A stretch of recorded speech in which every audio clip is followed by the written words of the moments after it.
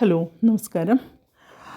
4/4/25 ഇന്നത്തെ പവിത്രത്തിലേക്ക് എല്ലാവർക്കും സ്വാഗതം. അപ്പോൾ പവിത്രത്തിൻ്റെ കഥ എന്ന് പറഞ്ഞു കഴിഞ്ഞാൽ നമ്മുടെ ദർശനും അതുപോലെ ശ്രീകാന്തും കൂടി സംസാരിക്കുന്നതാണ്. അപ്പോൾ ദർശൻ പോവാണ് UK എന്ന് പറയുമ്പോൾ ശ്രീകാന്ത് അതിനെപ്പറ്റി എതിർത്ത് സംസാരിക്കുന്നു. പോവരുത്, നീ ഒന്നും ഇവിടുന്ന് ഉപേക്ഷിച്ച് പോകാൻ പാടില്ല എന്നൊക്കെ പറയാണ്. അപ്പോൾ അങ്ങനെ സംസാരിച്ചു കൊണ്ടിരിക്കുന്ന സമയത്താണ് നമ്മളുടെ വിക്രം അങ്ങോട്ട് വരുന്നത്. അപ്പോൾ ശ്രീകാന്ത് പറയാം, അവനാണല്ലോ, അവൻ്റെ കാര്യം നമ്മളിപ്പോൾ സംസാരിച്ചതല്ലേ, അപ്പോഴേക്കും അവനിങ്ങോട്ട് എത്തിയോ, വാ ഇനിയിപ്പോൾ മുത്തശ്ശി കാണണ്ട എന്ന് പറഞ്ഞിട്ട് അവർ രണ്ടുപേരും കൂടെ പുറത്തേക്ക് ഇറങ്ങിയിട്ട് വാതിലടക്കിയാണ്. മറ്റേ ഫ്രണ്ട് ഡോർ അടച്ചിട്ട് പുറത്തേക്ക് ഇറങ്ങി വരികയാണ്. അപ്പോൾ നീ എന്തിനാടാ ഇങ്ങോട്ട് വന്നത് പറയുമ്പോൾ അപ്പോൾ പറയും, നമ്മുടെ വിക്രം പറയും, ഒരു പരമ ചേട്ടയെ കാണാൻ വേണ്ടി വന്നതാണ്. അപ്പോൾ അതിൻ്റെ കൂടെ സാറും കൂടെ ഉണ്ടായത്, ഒരു നല്ലൊരു മനുഷ്യൻ ഉണ്ടായതും കൂടി നന്നായി, ഒരു മാന്യൻ ഉണ്ടായത് നന്നായി പറയുമ്പോഴേക്കും ശ്രീകാന്ത് തല്ലാൻ കയ്യോങ്ങാണ്. അപ്പോൾ ദർശൻ തടയായി ഹരിത് ശ്രീകാന്ത് എന്ന് പറഞ്ഞിട്ട് തടയാണ്. അപ്പോൾ പറയും, നീ എന്തിനാ ശ്രീകാര്യം ശ്രീനിവാസനെ കാണാൻ വേണ്ടി പോയത്? നിൻ്റെ അനിയത്തിനെ നിനക്ക് എപ്പോൾ വേണമെങ്കിലും വിളിച്ചുകൊണ്ട് വരാം. അവൾ ഓരോ നിമിഷം അവളുടെ കഴുത്തിൽ താലി കെട്ടിയതിൻ്റെ വിഷമത്തിലാണ് ഞാൻ. നിങ്ങൾ പോയിട്ട് വേണമെങ്കിൽ അവളെ വിളിച്ചും കൊണ്ട് വന്നു, അതിന് ശ്രീകാര്യം ശ്രീനിവാസൻ സാറിനെ പോയി കാണേണ്ട കാര്യം എന്താ നിനക്കെന്ന് ചോദിക്കുക. നിൻ്റെ പച്ച നോട്ടിൽ അദ്ദേഹം വീഴുമെന്ന് വിചാരിച്ചോ എന്നൊക്കെ പറയുകയാണ് നമ്മുടെ വിക്രം. അതിലേ പറയും, വിക്രം പറയുകയാണ്, നീ പോയി ഇവിടെ സത്യാഗ്രഹം, വീട്ടിൽ പോയി സത്യാഗ്രഹം ഇരുന്നിട്ടോ, അല്ലാതെ നീ നിൻ്റെ അനിയത്തിയെ കണ്ട് സംസാരിച്ചിട്ട് വിളിച്ചുകൊണ്ട് വാ, അതാണ് നീ ചെയ്യേണ്ട മാന്യമായിട്ട്. അല്ലാണ്ട് അവിടെ പോയിട്ട് ശ്രീകാര്യം ശ്രീനിവാസനെ സാറിനെ കണ്ടിട്ട് ഇത് പറയാനല്ല നിൽക്കേണ്ടത് എന്നൊക്കെ നമ്മുടെ വിക്രം പറയാണ്. അപ്പോൾ ദർശനോട് പറയാണ്, നിങ്ങൾ വളരെ മാന്യനായ ഒരു മനുഷ്യനാണ്, നിങ്ങളെ ചേരൂ, നിങ്ങളും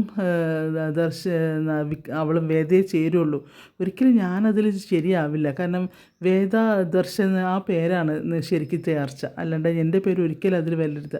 ഞാൻ ചെയ്ത തെറ്റിൻ്റെ കുറ്റബോധത്തിലാണ് ഏത് നിമിഷവും ഞാൻ. നിങ്ങൾക്ക് എപ്പോൾ വേണമെങ്കിലും അവളെ വിളിച്ചുകൊണ്ട് വരാം, എനിക്കൊരു വിരോധമില്ല എന്നിങ്ങനെ പറയും വിക്രമൻ. പിന്നെ വിക്രം ശ്രീകാന്തിനോട് പറയാണ്, അപ്പോൾ മേലാൽ ഈ മാതിരി പരിപാടിക്ക് നിന്നേക്കരുത് എന്ന് പറയുകയാണ്. ഒരു പക്ഷേ ഇന്ന് എനിക്ക് അവളോട് ഒരു ഇഷ്ടമല്ല, ഒന്നുമില്ല, പക്ഷെ നാളെ എന്താവുമെന്ന് പറയാൻ പറ്റില്ല. ഒരു പക്ഷേ ഇപ്പോൾ ഉള്ള അവളോടുള്ള എൻ്റെ ഈ മനോഭാവം മാറുകയാണെങ്കിൽ, അവൾ ഇതുപോലെ പഴയതുപോലെ എന്നെ സ്നേഹിക്കുകയാണെങ്കിൽ, ഒരു പക്ഷേ ആർക്കും ഞാൻ അവളെ വിട്ടുതരില്ല, ഞാൻ അവളെ അങ്ങോട്ട് സ്നേഹിക്കാൻ തുടങ്ങും. അതുകൊണ്ട് അതിൻ്റെ മുന്നേ നിങ്ങൾ വേണമെങ്കിൽ പോയി അവളെ വിളിച്ചുകൊണ്ട് വാ എന്നൊക്കെ പറയാണ് നമ്മുടെ വിക്രം ശ്രീകാന്തിനോട്. അപ്പോൾ ദർശനോടും പറയാണ്, നിങ്ങൾ വേണമെങ്കിൽ അവളെ വിളിച്ചുകൊണ്ടൊന്നും എനിക്കൊരു വിരോധമില്ല എന്നൊക്കെ പറയാൻ കേട്ടോ. അത് കഴിഞ്ഞിട്ട് ഇമാതിരി പരിപാടിക്ക് നിൽക്കരുതെന്നൊക്കെ പറഞ്ഞ് ഭീഷണി മുഴക്കുക. അങ്ങനെ അവർക്കൊരു വെല്ലുവിളി പോലെയാണ്, നിങ്ങൾ വിളിച്ചുകൊണ്ട് വരികയാണെങ്കിൽ വിളിച്ചുകൊണ്ട് വന്നു എന്നുള്ളതിൽ. പക്ഷേ കുറച്ച് കഴിഞ്ഞ് കഴിഞ്ഞാൽ ചിലപ്പോൾ ഒരു പക്ഷേ ഞാൻ അവളെ വിട്ട് തരേണ്ടാവില്ല, അവൾ എന്നെ ഇതുപോലെ സ്നേഹിക്കുകയാണെങ്കിൽ തീർച്ചയായിട്ടും ഞാൻ അവൾ സ്വന്തമാക്കും എന്നൊക്കെ പറഞ്ഞ് വെല്ലുവിളിക്കുകയാണ് കേട്ടോ. അത് കഴിഞ്ഞിട്ട് തിരിച്ച് പോവുകയാണ്. വിക്രം ബൈക്ക് കൊടുത്ത് അങ്ങനെ തന്നെ പോവാം. അപ്പോൾ പറയും, എന്നാൽ ഞാൻ പോവാം, ഞാൻ കയറുന്നില്ല അറിയും. അപ്പോൾ അറിയും, എന്തായാലും മുത്തശ്ശി കാണഞ്ഞത് നന്നായി, മുത്തശ്ശി കണ്ടിരുന്നെങ്കിൽ ഇപ്പോൾ ആകെ പ്രശ്നമായിരുന്നു എന്നൊക്കെ പറയുകയാണ് കേട്ടോ ശ്രീകാന്ത്. അപ്പോൾ പറയും, എന്തായാലും ഞാൻ UK പോവാണ്, ഞാൻ UK പോട്ടെ, പക്ഷേ ഞാൻ പോയിട്ട് ഞാൻ തിരിച്ച് ഇങ്ങോട്ട് തന്നെ വരുമല്ലോ, അപ്പോൾ നമ്മൾക്ക് എന്താ വെച്ചാൽ ചെയ്യാം, അവൻ വെല്ലുവിളിച്ച പോലെ തന്നെ നോക്കാം നമുക്ക്, പക്ഷേ ഇപ്പോൾ ഞാൻ പോവാണ്, ഇത് എൻ്റെ നാടല്ലേ, ഞാൻ തിരിച്ചു വരും എന്നൊക്കെ പറഞ്ഞിട്ട് അങ്ങനെ നമ്മുടെ ദർശൻ മടങ്ങി പോവുകയാണ് കേട്ടോ. അപ്പോൾ മടങ്ങി പോണ സമയം പോവാണ്. അത് കഴിഞ്ഞിട്ട് ഇപ്പോൾ ഇങ്ങനെ മുകളിലേക്ക് ഇങ്ങനെ നോക്കിയിട്ടാണ് ദർശൻ പോണത്. അപ്പോൾ എനിക്ക് തോന്നി അവിടെ മുകളിൽ ആരോ ഉണ്ട് എന്നുള്ളത്. അത് കഴിഞ്ഞ് ശ്രീകാന്ത് അകത്തേക്ക് വരികയാണ് കേട്ടോ. അതിന് കഴിഞ്ഞ് പിന്നെ കാണുന്നത് നമ്മുടെ വിനയൻ വീട്ടിലേക്ക് ഫോൺ ചെയ്യുന്നതാണ്. അപ്പോൾ കുറിയുടെ പൈസ 20,000 രൂപ അവിടെ എടുത്ത് വെച്ചിട്ടുണ്ട്. എന്തോ ഒരു PFൻ്റെ എന്തോ ഒരു കുറിയുടെ കാര്യം പറയുന്നുണ്ടല്ലോ, ആ പൈസ വീട്ടിലെടുത്ത് വെച്ചിട്ടുണ്ട്. അതിന് നീ അതൊന്ന് കൊണ്ടു കൊടുക്കുക എന്ന് പറയുകയാണ് നന്ദിനിയോട്. അപ്പോൾ നന്ദിനി പറയും, 12 മണി എനിക്ക് വയ്യാന്ന് പറയും, അത് നറുക്കെടുക്കുന്നതിൻ്റെ മുന്നേ എത്തിക്കണം, അല്ലെങ്കിൽ അതിൻ്റെ എന്തൊക്കെയോ കുറയും, നമ്മളിപ്പോൾ ഫുൾ പൈസ അടയ്ക്കേണ്ടി വരും, നീ അതുകൊണ്ട് അതൊന്ന് കൊണ്ടു കൊടുക്കാൻ നോക്കുക. അപ്പോൾ വിനയേട്ടൻ തന്നെ ഇങ്ങോട്ട് വാ എന്ന് പറയും. അപ്പോൾ ഞാനിവിടെ അല്ല, ഞാൻ കുറച്ച് ദൂരെയാണ് എന്ന് പറയും. അപ്പോൾ പറയും, വിനേട്ടൻ വേറെ എന്തെങ്കിലും വഴി കാണും, എനിക്ക് ഇവിടുന്ന് പോരാൻ പറ്റില്ല, ഒന്നാമത് ഇവിടെ ശ്രീജർത്തി അമ്മയില്ല, അവർ അമ്പലത്തിൽ പോയിരിക്കുകയാണ്, വിശ്വട്ടന് ജോലി കിട്ടിയതിൻ്റെ എന്തോ വഴിപാട് ചെയ്യാണ്ടായിരുന്നു പോയിരിക്കും, പിന്നെ വേദ മാത്രമേ ഉള്ളൂ, അപ്പോൾ അവളെ വീട് ഏൽപ്പിച്ചിട്ട് ഇപ്പോൾ പോകാൻ പറ്റുമോ, അച്ഛൻ അറിഞ്ഞാൽ വഴക്ക് പറയും എന്നൊക്കെ പറയും. ഒന്ന് നീ പോകാൻ നിനക്ക് മടി, അത് അങ്ങോട്ട് പറഞ്ഞാൽ മതി, നിന്നെയൊക്കെ വിളിച്ച് പറയണ എന്താ ചെയ്യേണ്ടതെന്ന് അറിയുമോ, നോക്കട്ടെ ആരെങ്കിലും കിട്ടുമോ നോക്കട്ടെ എന്ന് പറഞ്ഞിട്ട് അങ്ങനെ ഫോൺ വെക്കുകയാണ്. എന്ന് പറഞ്ഞിട്ട് ഇനിയിപ്പോൾ ഞാൻ എന്താ ചെയ്യേണ്ടതെന്ന് പറഞ്ഞിട്ട് ഇങ്ങനെ വിനായകൻ നിൽക്കുകയാണ്. അത് കഴിഞ്ഞ് നമ്മുടെ ശ്രീകാന്തിൻ്റെ വീട്ടിൽ തന്നെ ശ്രീകാന്ത് ഇങ്ങനെ ലാപ്ടോപ്പിലിങ്ങനെ നോക്കിയിരിക്കുകയാണ് കേട്ടോ. ഇത് മറ്റേ ലാപ്ടോപ്പിലിങ്ങനെ എന്തോ നോക്കിയിരിക്കുമ്പോഴേക്കും ദീപ്തി അങ്ങോട്ട് വരികയാണ്. അതായത് വേദയുടെ അനിയത്തി അങ്ങോട്ട് ഒരു ഏട്ടാ വർഷേച്ചി വിളിച്ചിരുന്നു, എന്തോ ഫോൺ എടുത്തില്ല എന്ന് പറഞ്ഞപ്പോൾ ശ്രീകാന്ത് സൈലൻറ്റിലായിരുന്നു. ഞാൻ അങ്ങോട്ട് വിളിക്കുമ്പോൾ വേണ്ട ഇതാ ലൈനിലുണ്ട് പറഞ്ഞിട്ട് അവളുടെ ഫോൺ ശ്രീകാന്തിന് കൊടുക്കുകയാണ്. അപ്പോൾ ശ്രീകാന്ത് ഇങ്ങനെ സംസാരിക്കുക. അപ്പോൾ പറഞ്ഞു ഇല്ലടി ഞാൻ ശ്രീനിവാസൻ്റെ അവിടെ പോയിട്ട് നാണം കേട്ടിട്ടൊന്നുമില്ല, പിന്നെ ഒരു സംസാരം ഉണ്ടായി അത്രേ ഉള്ളൂ, ഞാൻ അവിടെ വരട്ടെ, ഞാൻ അവിടെ വന്നിട്ട് ഇതിനോട് സംസ്കാരം വേറെ പ്രശ്നമൊന്നുമില്ല, ഞാൻ അങ്ങോട്ട് വന്നിട്ട് സംസാരിക്കാം, ഓക്കെ നീ വെച്ചോ, ഒന്ന് വൈകിട്ട് ഞാൻ അങ്ങോട്ട് വരാം എന്നൊക്കെ പറയുകയാണ്. അപ്പോൾ അത് കഴിഞ്ഞിട്ട് ഫോൺ തിരിച്ച് ദീപ്തിയുടെ കയ്യിൽ കൊടുക്കുക. അപ്പോൾ പറയും ഏട്ടൻ പിന്നെ അയാളെ പോയി കാണേണ്ട ഒരു ആവശ്യം ഉണ്ടായിരുന്നില്ല അറിയും. പിന്നെ കാര്യം വേദേശിയുടെ കാര്യമായതുകൊണ്ട് വേദേശിയുടെ ഭാവിനെ കുറിച്ച് ആലോചിച്ച് എനിക്ക് നല്ല സങ്കടം. അപ്പോൾ അതിന് വിക്രമേട്ടൻ എന്ന് പറയുന്നുണ്ട് അവൾ. വിക്രമേട്ടൻ വന്ന സമയത്ത് ഞാനും മുത്തശ്ശി മുകളിലുണ്ടായിരുന്നു, നിങ്ങളുടെ സംസാരം മുഴുവൻ ഞങ്ങൾ കേട്ടു. അപ്പോൾ വിക്രമേട്ടൻ പറഞ്ഞിട്ട് ആദ്യം വലിയ വിഷമമായി പറയും വിക്രമേട്ടനല്ല വിക്രം അത് മതി എന്നറിയും. എന്തായാലും ചേച്ചിയുടെ കഴുത്ത് താലി കിട്ടിയില്ലേ, ആ ഒരു ഇതിൻ്റെ മുകളിലാണ് ഏട്ടൻ എന്ന് വിളിക്കുന്നത് അറിയാം, അതിൻ്റെ ആവശ്യമില്ല എന്നിങ്ങനെ ശ്രീകാന്ത് പറയുകയും ചെയ്യും കേട്ടോ. അപ്പോൾ പറയും പിന്നെ എന്താണ്, അപ്പോൾ പിന്നെ വിക്രമേട്ടൻ ഇങ്ങനെ പറഞ്ഞു ഇനിയിപ്പോൾ ആരെതിർത്താലും അവൾക്ക് എന്നോട് പഴയ സ്നേഹമാണെങ്കിൽ ഞാൻ അവളെ എൻ്റെ കൂടെ കൂട്ടുമെന്ന് പറഞ്ഞു കേട്ടപ്പോഴാണ് പിന്നെ മുത്തശ്ശിക്ക് സമാധാനമായി. മുത്തശ്ശി നെഞ്ചത്ത് കൈവച്ച് പ്രാർത്ഥിക്കുന്നുണ്ടായിരുന്നു ഉമാമഹേശ്വരന്മാരെ എന്നൊക്കെ പറയും. അപ്പോൾ പറയും ഇത് എന്തിനാണ് ഏട്ടാ വെറുതെ അവിടെ പോയത്, അപ്പോൾ ഈ വേദ ചേച്ചിയുടെ കല്യാണത്തിൽ ഏറ്റവും നഷ്ടം വന്നത് ആർക്കാണെന്ന് ഏട്ടൻ അറിയോ എന്ന് ചോദിക്കും. അപ്പോൾ ഇയാളിങ്ങനെ മുഖത്തേക്ക് വെക്കുക ആർക്കാന്നുള്ള ഭാവത്തിൽ. ആ രാധയില്ലേ ആ ഓട്ടോ ഓടിച്ച് നടക്കുന്ന അവൾക്കാണ് ഏറ്റവും കൂടുതൽ നഷ്ടം വന്നിട്ടുണ്ട്. വേദേച്ചിക്ക് ഇഷ്ടപ്പെട്ട ഇതിലാണ് ജീവിക്കുന്നത്. ഓക്കെ വേദേച്ചി ഇപ്പോൾ അതിലാണ് ചേച്ചിയുടെ സന്തോഷം വെച്ചാൽ അതിലും തിരക്കിടില്ല, നമ്മൾ ഈ പ്രയത്നിക്കുന്ന വെറുതെ നമ്മളിനി ഒന്നും ചെയ്യണ്ട. പക്ഷേ ശ്രീനിവാസൻ സാറിനെ കാണാൻ പോയതിനെക്കാട്ടിലും മുന്നേ നിങ്ങൾ പോകേണ്ടത് ആ രാധയെ കാണാനായിരുന്നു. കാരണം ആ പാർട്ടിയിൽ അവിടെ പോയിട്ട് രാധ ഒരു കംപ്ലൈൻറ്റ് കൊടുത്ത് അങ്ങനെ ഒരു പരാതി പറഞ്ഞു കഴിഞ്ഞാൽ ഒരു പക്ഷേ ശ്രീനിവാസൻ അതിലെന്തെങ്കിലും ഒരു ആക്ഷൻ എടുക്കാണ്ട് പറ്റില്ല.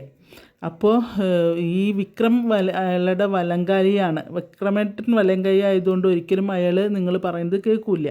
നേരെ മറിച്ച് ഒരു പെണ്ണാണ് ഇതിനിറങ്ങി തിരിച്ചു വെച്ചാൽ തീർച്ചയായിട്ടും അയാൾ എന്തെങ്കിലും ഒരു പോംവഴി കണ്ടെത്തുമായിരുന്നു എന്നൊക്കെ ഇങ്ങനെ പറയുകയാണ് കേട്ടോ നമ്മളുടെ ദീപ്തി. അപ്പോൾ പറയടി നീ കൊള്ളാലോ, നിൻ്റെ തലയിൽ ഈ കുഞ്ഞു തലയിൽ ഇത്രയ്ക്ക് ബുദ്ധിയുണ്ടോ, ഞാനൊരു അഭിപ്രായം പറഞ്ഞു. പക്ഷേ അത് വേദേച്ചിയെ വിഷമിപ്പിച്ചുകൊണ്ടാവരുതെന്ന് എനിക്ക് നിർബന്ധമുണ്ട്. കാരണം വേദേച്ചി ദർശൻ ചേട്ടൻ്റെ കൂടെ കഴിയുന്നത് തന്നെയാണ് എനിക്കും ഇഷ്ടം. പക്ഷേ ഇപ്പോഴത്തെ ലൈഫ് നമുക്കറിയില്ല. കാരണം ഇതുവരെയും വേദേച്ചിക്ക് അവിടെ ഒരു സന്തോഷമില്ല എന്ന് മനസ്സിലായി. അതുകൊണ്ടാണ് ഞാൻ ഏട്ടനോട് ഇങ്ങനെ പറയുന്നത്. ഏട്ടൻ ആ വഴി ഒന്ന് ശ്രമിച്ചു നോക്കും. ഇനി നമ്മളായിട്ടൊന്നിനും പോണ്ട, രാധയെ പോയി കണ്ട് രാധ നീങ്ങട്ടെ ഇനി. അപ്പോൾ അവൾ പോയി സംസാരിക്കട്ടെ. അപ്പോൾ ഈ പാർട്ടിക്കെതിരെ ഒരു പെൺകുട്ടി ഇറങ്ങി തിരിച്ചു കഴിഞ്ഞാൽ ശ്രീനിവാസന് തീർച്ചയായിട്ടും അതിൻ്റെ മുകളിലൊരു ആക്ഷൻ എടുക്കാതിരിക്കാൻ പറ്റില്ല. അപ്പോൾ അതിന് രാധ ഇറങ്ങണം. അതിന് രാധ ഇറക്കി വിടണം. രാധ ഇറക്കി വിടാനുള്ള പരിപാടി ഉപദേശിച്ചു കൊടുക്കണം അനിയത്തി ഏട്ടന്. അങ്ങനെ ആ കാര്യങ്ങളൊക്കെ ഇതായിട്ടോ. അപ്പോഴേക്കും കാണാം പിന്നെ കാണുന്നത് മാഷയുടെ വീടാണ്. മാഷയുടെ വീട്ടിൽ കാണാം പിന്നെ ഒരു ആൾ വരുന്നു. ഇവിടെ ചേച്ചി എന്ന് വിളിച്ചിട്ട് ഒരാൾ വരുന്നു ബാഗൊക്കെ തൂക്കിയിട്ട്. അപ്പോൾ നമ്മളുടെ പിന്നെ നന്ദിനി എന്താണെന്ന് വെച്ചിട്ടില്ല. അപ്പോൾ ഇങ്ങനെ കുറിയിൽ പൈസ പിരിക്കാൻ വേണ്ടി വന്നതാണ് അറിയും. നിങ്ങളാരായിരിക്കും? ഞാൻ പൈസ പിരിക്കുന്ന ആൾ തന്നെയാണ്. അപ്പോൾ ഞാൻ വിനയൻ സാറ് പറഞ്ഞിട്ട് തന്നെ ഞാൻ വന്നത് എന്ന് പറയും.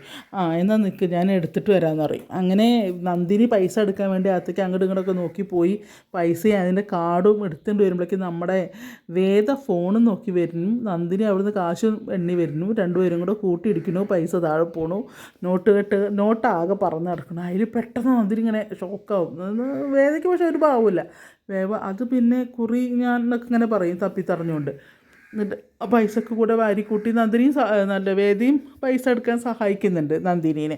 അങ്ങനെ ആ പൈസക്ക് കൂടെ എടുത്തിട്ട് നന്ദിനിയുടെ കൈ കൊടുക്കും. നന്ദിനി അത് വേഗം കൊണ്ടുപോയിട്ട് അയാൾക്കും കൊടുത്ത് കാർഡിൽ ഒപ്പിട്ട് വാങ്ങിയിട്ട് വരും. അപ്പോൾ വേദം ശ്രദ്ധിക്കണമൊന്നുമില്ല കേട്ടോ. വേദം വന്നിട്ട് ഡൈനിങ് ഹാളിൽ വന്നിട്ടിട്ട് ഫോണിലെന്തോ നോക്കിക്കൊണ്ടിരിക്കുമ്പോഴാണ് നമ്മളുടെ പിന്നെ നന്ദിനി വരുന്നത്. അപ്പോൾ നന്ദിനി വന്നിട്ട് പറയും വേദ അത് പിന്നെ ഞങ്ങൾ ചെറിയൊരു സമ്പാദ്യം ഒരു കുറി കഴിഞ്ഞു അവസാനത്തെ അടവാണ്. ഓ ആയിക്കോട്ടെ, നല്ല കാര്യമല്ലേ, സ്വന്തം സമ്പാദിക്കുന്നതൊക്കെ നല്ല തന്നെയാണ്.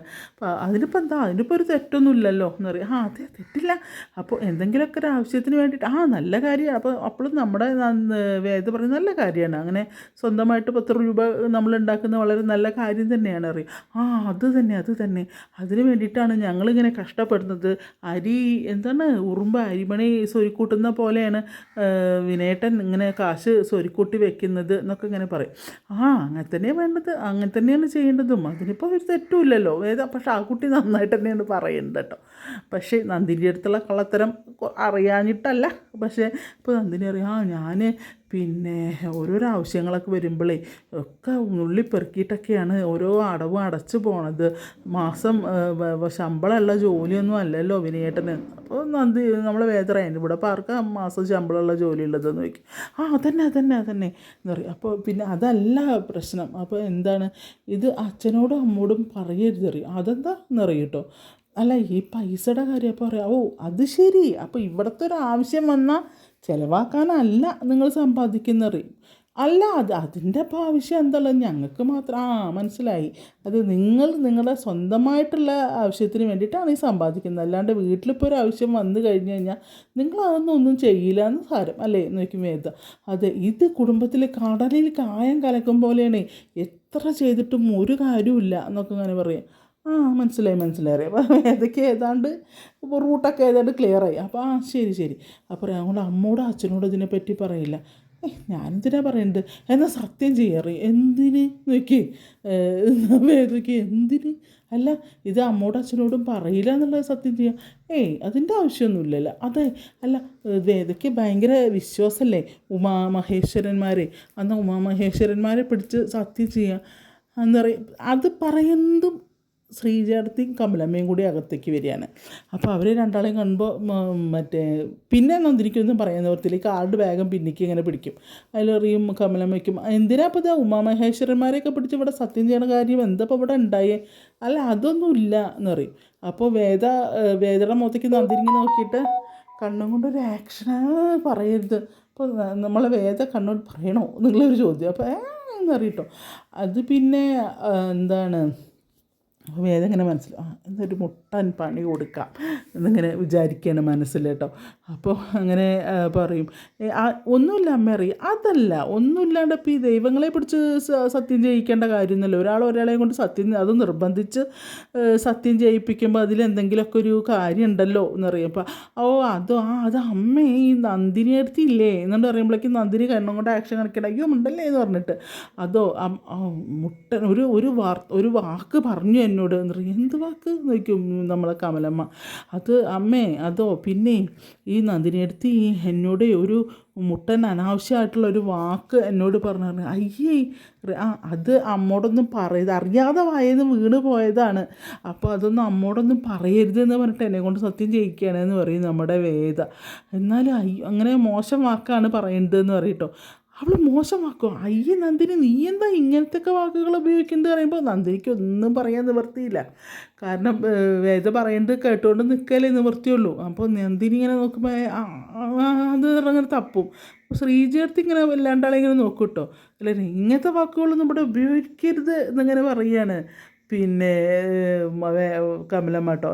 അത് കഴിഞ്ഞിട്ട് എന്നിട്ട് അങ്ങോട്ട് പോവും. അവരങ്ങോട്ട് പോണ സമയത്ത് നന്ദിനി വന്നിട്ട് അറിയും, നീ കിട്ടിയ അവസരം ഉപയോഗിച്ചല്ലേ എന്ന് ചോദിക്കും വേദോട്. അല്ലാണ്ട് വെറുതെ നടക്കുമോ ഈ കാര്യങ്ങൾ? ഒരു രഹസ്യം സൂക്ഷിക്കാൻ പറ്റും? വെറുതെ കിട്ടിയ അവസരം ഉപയോഗിച്ച് തന്നെയാണ് അറിയുക. അപ്പോൾ എന്ന് പറഞ്ഞിട്ട് ഇങ്ങനെ പല്ലടിക്കുക. പിന്നെ ഒന്നും ചെയ്യാൻ നിവർത്തിയില്ല. അഥവാ വേദ പറഞ്ഞു കഴിഞ്ഞാൽ ആകെ കൊളായില്ലേ, എല്ലാം പോയി. അത് കഴിഞ്ഞിട്ട് പിന്നെ കാണിക്കുന്നത് എന്താണെന്ന് വെച്ച് കഴിഞ്ഞാൽ നമ്മളെ വേദം അങ്ങനെ പുറത്തിരിക്കുകയാണ്. പുറത്തിരുന്നിട്ട് ഫോണിൽ ഇങ്ങനെ നോക്കുന്ന സമയത്ത് നമ്മുടെ ശ്രീജേർത്തി അങ്ങോട്ട് വരിക. ശ്രീജേർത്തി അങ്ങോട്ട് വന്നിട്ട് പറയും പായസമാണ് കടീന. പായസം കഴിച്ചു, പിന്നെ കുറച്ച് വഴിപാടുകളൊക്കെ കഴിച്ചു. ഈശ്വരൻ്റെ പേർക്ക് നമ്മളെ പായസം തന്നിട്ട് കൊടുക്കുക. അപ്പോൾ പായസം ഇങ്ങനെ കയ്യിലേക്ക് ഒഴിച്ചെടുത്തിട്ട് ഇങ്ങനെ കുടിക്കുമ്പോൾ പറയേ, എന്തായിരുന്നു ഞങ്ങൾ വന്നപ്പോൾ നിങ്ങൾ തമ്മിലുള്ള സംഭാഷണം? നന്ദിനി കുറച്ച് കുശുമ്പോ അസൂയൊക്കെ ഉണ്ടെങ്കിൽ അങ്ങനെ വേണ്ടാത്ത വാക്കുകളൊന്നും പറയില്ല എന്ന് എനിക്കറിയാം. അപ്പോൾ അതല്ല വിഷയം എന്ന് പറയുമ്പോൾ പറയേ ഒന്നുമില്ല നന്ദിനി ശ്രീജർത്തി അങ്ങനത്തെ വാക്കൊന്നും പറഞ്ഞിട്ടില്ല, ഞാൻ വെറുതെ പറഞ്ഞതാണ്. പക്ഷേ ഒരു കാര്യം എൻ്റെ അടുത്ത് പറഞ്ഞ് പ്രോമിസ് ചെയ്യിച്ചാൽ പക്ഷെ എനിക്ക് പറയാൻ പറ്റില്ല, അതായത് ഞാൻ പറയില്ല അറിയാം. അതാണ് അന്തസ്. നമ്മുടെ വേദയുടെ ആ ഒരു ക്യാരക്ടർ ഉണ്ടല്ലോ, അത് ഒരു ഇതുമില്ല, നല്ല എന്താ പറയുക, നല്ലൊരു വ്യക്തിത്വത്തിൻ്റെ ഉടമ ആണ് നമ്മുടെ വേദ. അപ്പോൾ അത് ഞാൻ പറയില്ല എന്നറിയും. അപ്പോൾ പറയും, വേദ മോളുടെ ആ ഫോണൊന്ന് തരുമോ, എൻ്റെ ഫോണിൽ കാശ് കഴിഞ്ഞു. അപ്പോൾ എന്തിനാ ശ്രീജടുത്ത് വയ്ക്കും, വിശ്വേട്ടനെ വിളിക്കാനാണ് അറിയും. ഓ അപ്പോൾ വിശ്വേട്ടന് ജോലി ചെയ്യാൻ സമ്മതിക്കാത്തത് ശ്രീജടുത്തിയാണല്ലേ എന്ന് പറയുമ്പോൾ, അയ്യോ അല്ല, ഇടയ്ക്ക് വിളിക്കുമ്പോൾ ഒരു സന്തോഷം ആയിക്കോട്ടെ എന്ന് വിചാരിച്ചിട്ടാണ് എന്ന് പറയും. ഓ അതിനെന്താ, വിളിച്ചോളൂ എന്ന് പറഞ്ഞിട്ട് അങ്ങനെ ഫോൺ കൊടുക്കുകയാണ്.